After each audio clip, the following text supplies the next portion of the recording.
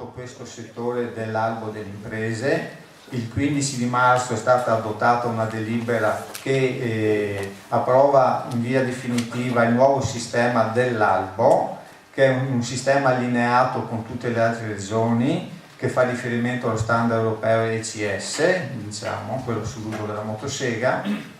E anche su questo argomento sottolineo la collaborazione con la Coldiretti, perché anche su questo argomento si è lavorato insieme, si sta cercando di favorire la formazione nel settore forestale. Anche qui si aprirebbe un argomento molto importante. Questo solo argomento meriterebbe una giornata di confronto e di discussione. Io vi accenno solo comunque che si sta andando avanti su questa direzione e così lancio un po' l'invito a ritrovarsi a discutere di questo argomento, perché abbiamo bisogno, noi come regione abbiamo bisogno di confrontarsi con gli operatori e di fare scelte condivise, quindi lo lancio qui davanti alla Coldiretti perché loro hanno lavorato, stanno lavorando e sicuramente lavoreranno anche su questo argomento. Abbiamo inserito il punteggio perché è giusto che, siccome i corsi si stanno facendo già a mese di aprile, ci sono corsi su questo, quindi ci saranno soggetti, non molti, che avranno questo punteggio, e questo, come vi dicevo, è uno dei criteri di indirizzo per favorire lo sviluppo del settore. Poi un ulteriore criterio di priorità è basato sulla tipologia dell'investimento, in particolare i sistemi di esbosco, i sistemi di essiccatoi e vagli e i macchinari per la densificazione dei prodotti legnosi. Questi due ultimi in particolare sono volti al fatto di lavorare nel settore delle biomasse per favorire la qualità delle biomasse, in particolare per quanto riguarda il cippato, che venga prodotto il cippato di qualità. Adesso si è affermato uno standard sul cippato e una classificazione ben precisa in 4 classi, però se non si hanno questi dispositivi questa qualità non si riesce a produrla. Lo stesso discorso vale anche per quanto riguarda il pellet. Sapete che, come per tutte le altre cose oggi dette, siamo grandissimi consumatori di pellet, consumiamo 3 milioni di tonnellate a livello italiano, ma ne produciamo 300.000 e anche qui importiamo pellet. D'accordo? Il discorso è: abbiamo tante segherie che fanno segatura, che devono smaltire la segatura come probabilmente anche scarto se non rifiuto. Perché non valorizzare in azienda questa cosa attraverso anche piccoli impiantini di produzione del pellet? D'accordo? Quindi anche questo è un favorire di andare in questa direzione.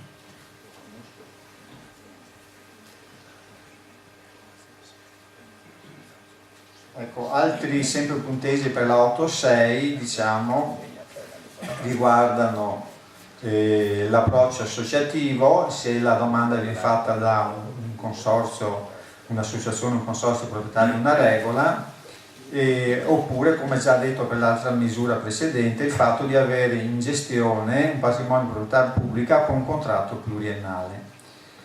Bene, io adesso vi faccio un prospetto riassuntivo di tutto. Ecco, questa è la griglia complessiva per tutte le misure forestali, dei punteggi, sono tutte a 100 punti meno la 16.6. Oggi non ho citato la 16.6, che è la misura di cooperazione nel settore delle filiere di biomasse, che probabilmente non aprirà quest'anno, però tenetela ben presente perché comunque è una misura importante, perché finanzia proprio il mettersi insieme, perché questo, una delle criticità del nostro settore è il fatto di mettersi insieme. Oggi vediamo un po' il mondo agricolo e forestale che sta cercando di mettersi insieme, e questo è un segnale importante, perché insieme si fa più strada che non divisi. Ecco, sembrano aforismi molto banali, però è vero, questa è, è la concretezza delle cose. Ecco quindi che vi invito a studiare la misura 16, perché consente sulle biomasse di sostenere anche il fatto di stare insieme, a pagare le spese per fare le riunioni, per costituire i consorzi, per costituire i gruppi operativi, in realtà si chiama la misura 16, e con i gruppi operativi migliorare il mercato e migliorare le proprie organizzazioni.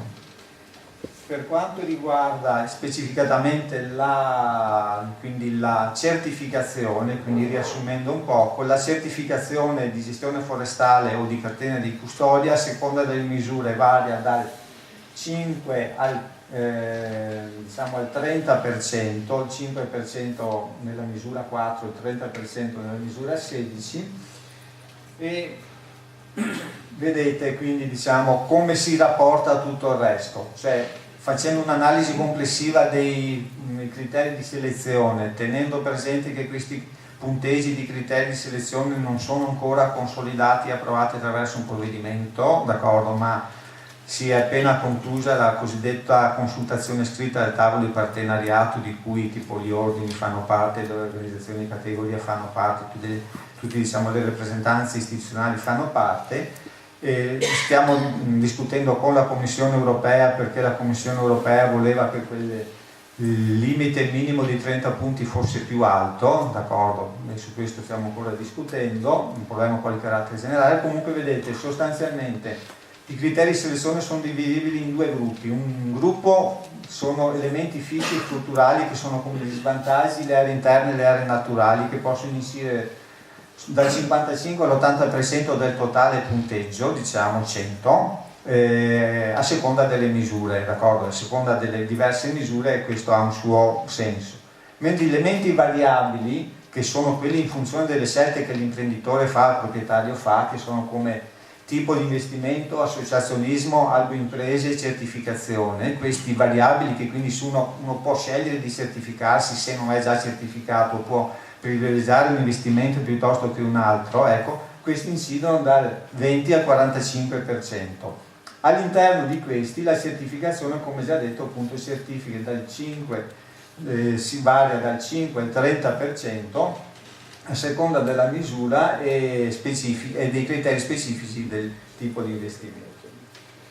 Bene, mi avvio alla conclusione. Per quanto riguarda la gestione forestale sostenibile, quindi non la catena di custodia su cui l'approfondimento l'ha dato Antonio prima, questa è la distribuzione territoriale delle proprietà certificate, diciamo, sono sostanzialmente concentrate nell'Alto Bellunese, un po' nelle Prealpi e nell'altopiano di Asiago, quei diciamo 80.000 ettari diciamo, citati prima da Antonio Brunori sono così distribuiti. Quindi sono 72 soggetti diciamo, attualmente in Veneto, quindi un numero importante. Quindi diciamo, è stato finora la certificazione un elemento importante al fine di favorire l'accesso. Più o meno quello che abbiamo visto a livello regionale, come è stato anche a livello nazionale, l'adesione alla certificazione è stata graduale ma continua e continua ad esserci, cioè abbiamo continuamente richieste anche recenti dell'ultimo anno di adesione al sistema, con alcune novità, nel senso che i primi ingressi erano comuni regole. Adesso abbiamo appunto piccole proprietà private, non c'è solo quella egregia del Vicentino a cui faccio i complimenti, ma ce ne sono anche altri privati, piccole proprietà private, diciamo, che hanno fatto questa certificazione. Sono passati 13 anni dall'introduzione in Veneto, diciamo, e adesso appunto abbiamo pensato, concordato con diciamo, la Coldiretti, questo passaggio dal gruppo regionale gestito direttamente dalla regione al gruppo regionale gestito con la Coldiretti. Non è che la regione si tira completamente fuori, perché continuerà a collaborare diciamo, insieme alla Coldiretti, proprio per avvicinare il gruppo Veneto al territorio e facilitare ulteriori adesioni. Ecco, io con questo avrei finito e vi ringrazio e diciamo, poi sono a disposizione per eventuali approfondimenti.